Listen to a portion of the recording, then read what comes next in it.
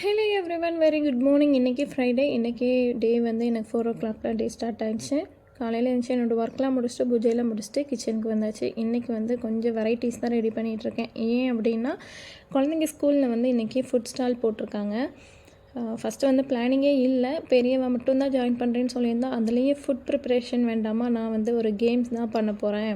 சும்மா இந்த use and throw இந்த டம்ளர் வச்சு பால் த்ரோ பண்ணுவாங்க இல்லையா, அதுதான் பண்ண போகிறேம்மா, சாக்லேட் மட்டும் வாங்கி கொடுத்தா போதும் அப்படின்னு சொல்லியிருந்தா. சின்னவளுக்கும் உண்டு. அவள் வந்து நான் ஒலிம்பிக் வருது அவங்களுக்கு, நான் அதில் ஜாயின் பண்ணிக்கிறேம்மா, நான் இதில் வேண்டாம் அப்படின்னு சொல்லியிருந்தா. திடீர்னு நேற்று என்ன முடிவு எடுத்தாங்கன்னு தெரில, 2 பேரும் ஷீட் புக் பண்ணிட்டோமா, நீங்கள் ஃபுட்டே ரெடி பண்ணுங்கள் அப்படின்னு சொல்லிட்டாங்க.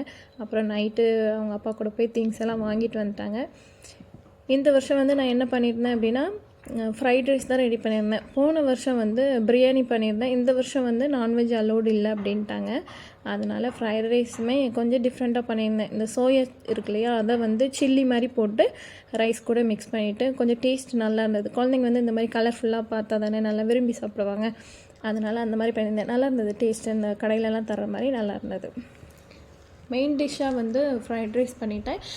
அப்புறம் ட்ரிங்கிங் வந்து இது பட்டர்ஸ்காட்ச் மில்க் பண்ணியிருந்தேன். பாதாம் பிசின்லாம் போட்டு பட்டர்ஸ்காட்ச் மில்க் பண்ணியிருந்தேன். அப்புறம் இன்னொன்று வந்து ஸ்நாக்ஸாக கொழுக்கட்டை, சத்து மாவு இருக்கு இல்லையா, அதை வச்சு கொழுக்கட்டை பண்ணிட்டேன்.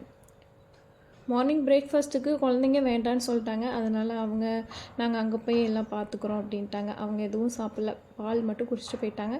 அத்தைக்கு மட்டும் கோதுமை தோசை வச்சாச்சு. ஹஸ்பண்டுமே டைம் ஆயிடுச்சு அப்படின்ட்டு அவங்க கிளம்பிட்டாங்க.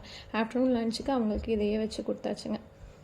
அப்புறம் பாக்ஸு, பவுலு, அப்புறம் சர்வ் பண்ணுறதுக்கு பவுலு, கரண்டி எல்லாத்தையும் ரெடி பண்ணி எல்லாத்தையும் பேக் பண்ணிவிட்டு, சின்ன பாக்ஸ்னால் ஒரு அமௌண்ட்டு, பெரிய பாக்ஸ்னால் ஒரு அமௌண்ட் அப்படின்னு சொல்லிட்டு எல்லா விவரங்களையும் குழந்தைங்களுக்கு சொல்லி கொடுத்தாச்சு. அப்புறம் கையில் போடுறதுக்கு முக்கியமாக க்ளவுஸும் வச்சு எல்லாத்தையும் பேக் பண்ணி குழந்தைங்களை கொண்டு போய் ஸ்கூலுக்கு விட்டாச்சுங்க. ஓகே, இந்த வீடியோ இதோட அவ்வளோதான். நாளைக்கு இன்னொரு வீடியோவில் பார்க்கலாம். நம்ம சேனலை சப்ஸ்கிரைப் பண்ணாதவங்க சப்ஸ்கிரைப் பண்ணி